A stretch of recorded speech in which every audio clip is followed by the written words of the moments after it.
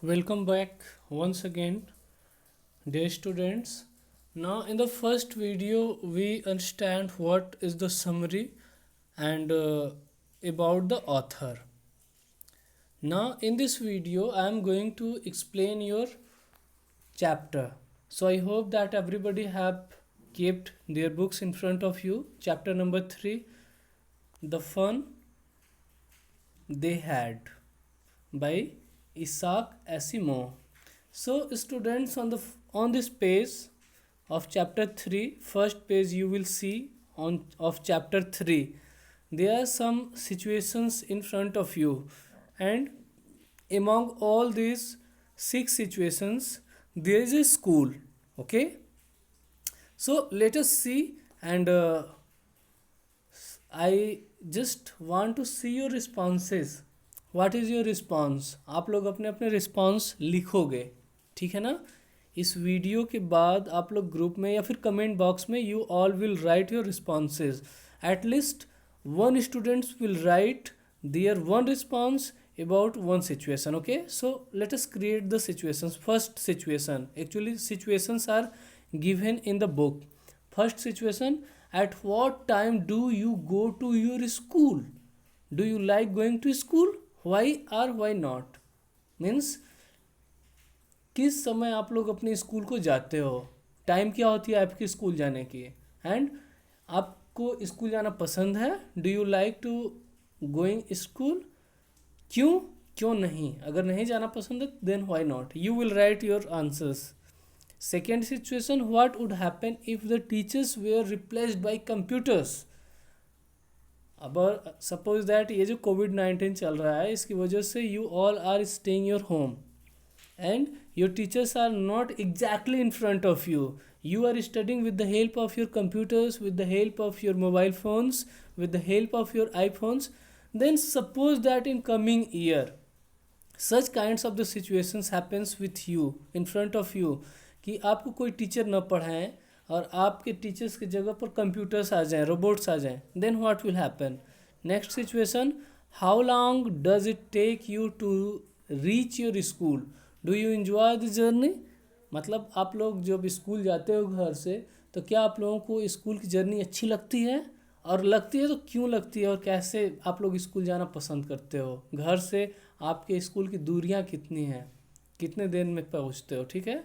Every students will write at least their one response against this situations. Next situation, situation number 4: do you like vacation? वही, आपको छुट्टियां, गर्मी की छुट्टियां पसंद हैं? क्यों? Next: what would you prefer, studying at home और गोइंग टू स्कूल? मतलब घर पर रुकना आप प्रेफर करोगे या फिर आप स्कूल जाना पसंद करोगे? Actually dear students, this chapter is directly inter related with this time which has been shown by Isaac Asimov in 2155. जो 2155 में जो होने वाला है वो शायद कोविड-19 की वजह से अभी हो रहा है, और हमें इत्तेफाक से ये चैप्टर भी पढ़ना है आज.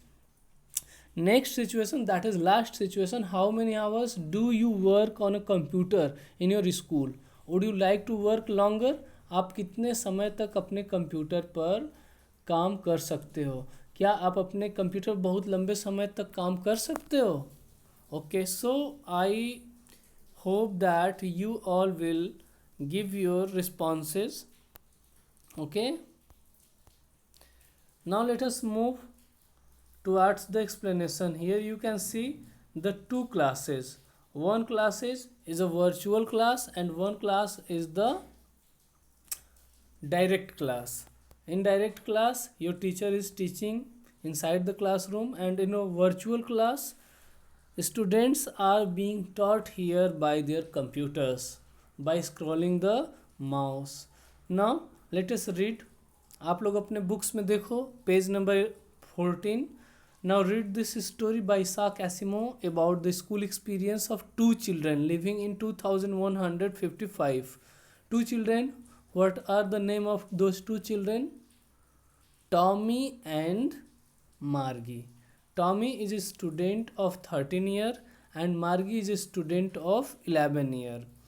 One day before starting the line, once more I would like to tell you, one day, that is on 17th May 2155, Margie was writing something in her diary. मतलब 17 मई 2155 में मार्गी अपने डायरी पर कुछ नोट कर रही होती है। और वो क्या लिखती है डायरी में? आप लोग वही चीज़ लिखते हो ना जो कुछ भी आपके साथ होता है, the same thing what happened with you, you just exactly right in your diary. Okay, अब मैं एक्सप्लेन करने जा रहा हूँ। आप सबके पास बुक्स होनी चाहिए। अगर ये छूटा तो सोच लेना कि एक एक लाइन बहुत इंपॉर्टेंट होने वाली है। आपके क्वेश्चंस, आपके एग्जाम्स में जो भी क्वेश्चंस पूछे जाएंगे इसी लाइंस पे पूछे जाएंगे, तो ये लाइंस बहुत इंपॉर्टेंट होने वाली हैं। Margie even wrote about it that night in her diary. Means that night Margie was writing something in her diary on the page headed 17th May 2155. On which day? 17th May 2155. And suppose today's date. What is the today's date? You all just write and write in the comment box कि आज का दिन क्या है और ये diary किस date में लिखी जा रही है बाय मार्गी। कमेंट बॉक्स में लिखो आप सभी लोग। You all please write in the comment box after watching this video that आज की डेट क्या है। It was a very old book. Margie's grandfather once said that when he was a little boy, his grandfather told him that there was a time when all stories were printed on paper.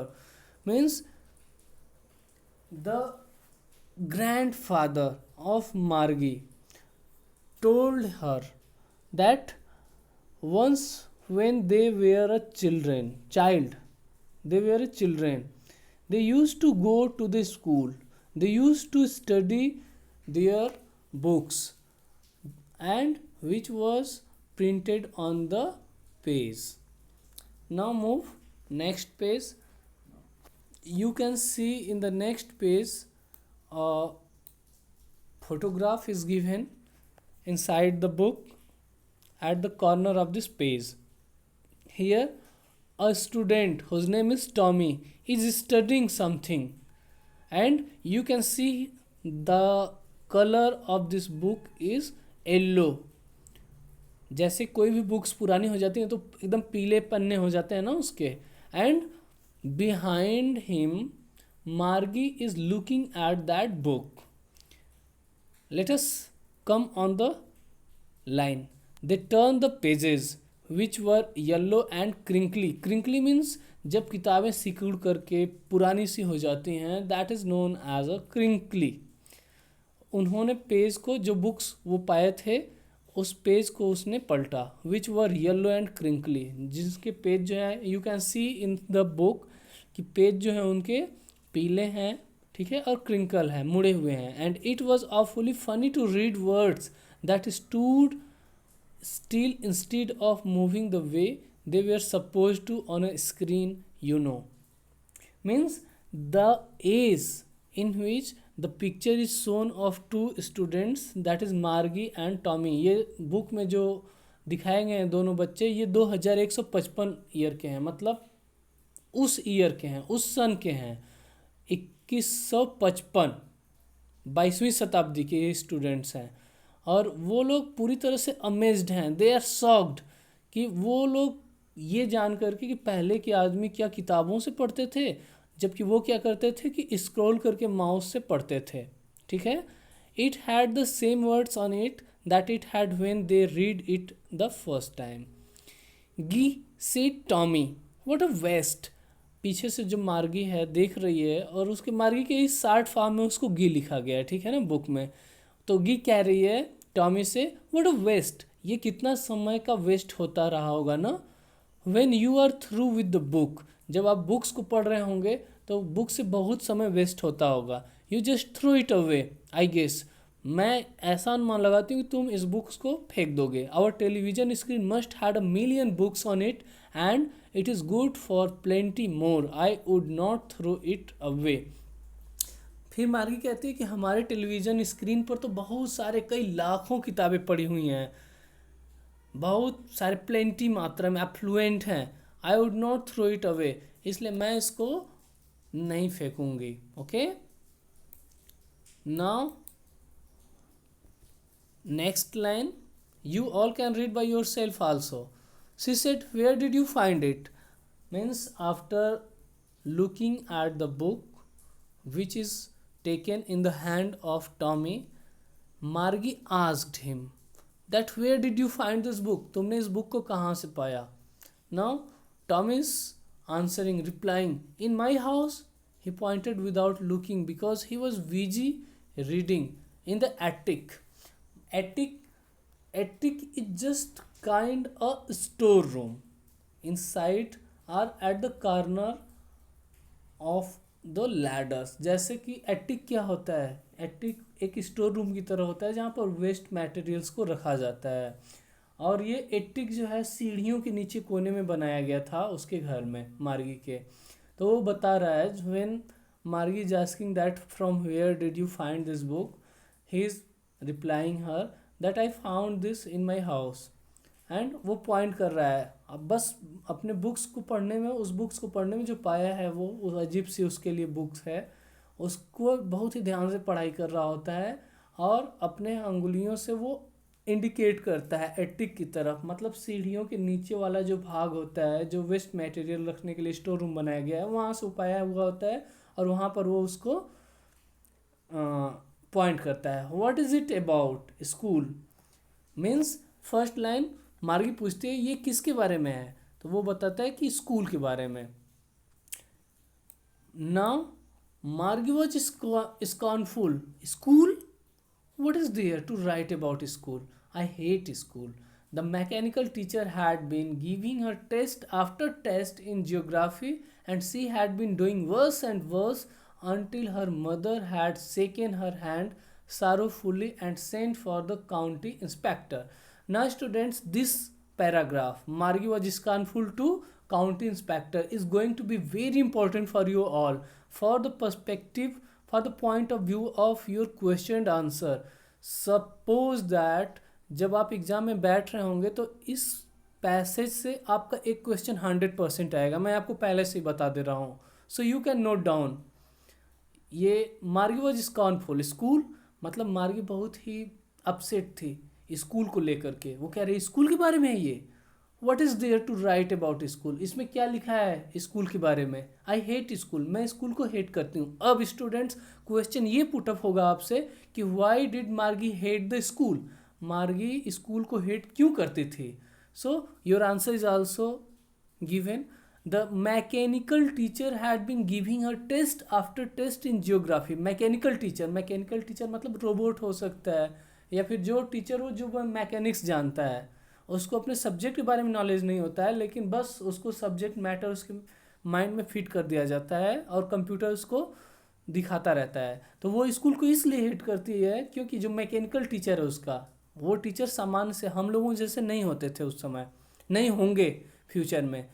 वो teacher जो थे वो mechanical थे और वो जो mechanical teacher था geography के बहुत सारे टेस्ट के बाद टेस्ट के बाद टेस्ट। सपोज दैट आपको अगर 1 घंटे में 20 टेस्ट दे दिया जाए तो आप पूरी तरह से हेट करने लगोगे अपने टीचर से ना।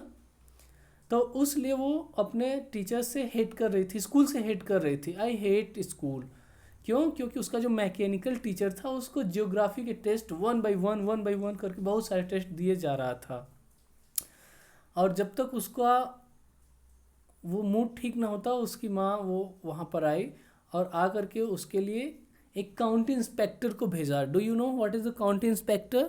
County inspector is a person who use to take care the computers. County inspector एक ऐसा, मतलब वो भी इंजीनियर ही होता था जो कंप्यूटर्स को देखता था कि कंप्यूटर्स में क्या फॉल्ट्स है, और शायद कंप्यूटर्स में कुछ फॉल्ट्स हो गया था, इसीलिए वो जो था उसका, जैसे आप लोग बाइक चलाते हो, साइकिल चलाते हो तो गियर चेंज कर लेते हो, after changing the gears your bike ultimately takes the speed faster.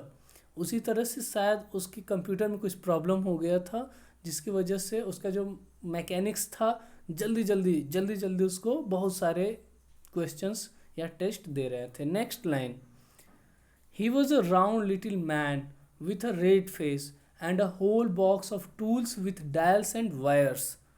He was now here.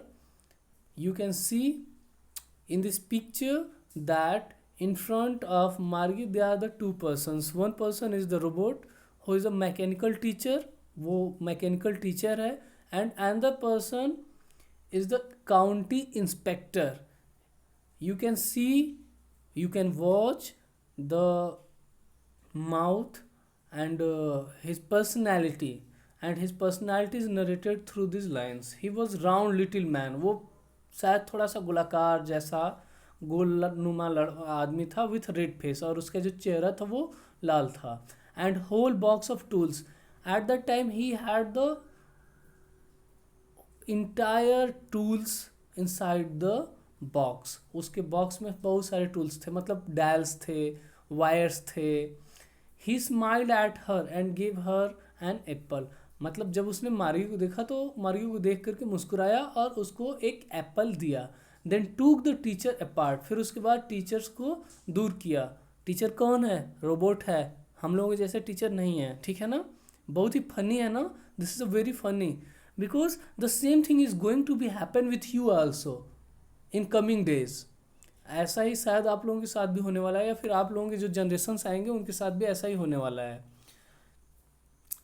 Because teacher will not simply a man, teacher will be a robot. Then took the teacher apart. Margie had hoped he would know how to put it together again. और मार्गी ऐसा शायद hope कर रही थी कि इसको फिर से एक साथ कैसे रखा जा सकता है. Now students, I am stopping here my video and thanking you for patience hearing, patience watching my video. And now we will discuss. You can also put up your questions and the query in the comment box, and the remaining explanation of this chapter I will show you in the next part of the video. So till that, wait. Thank you.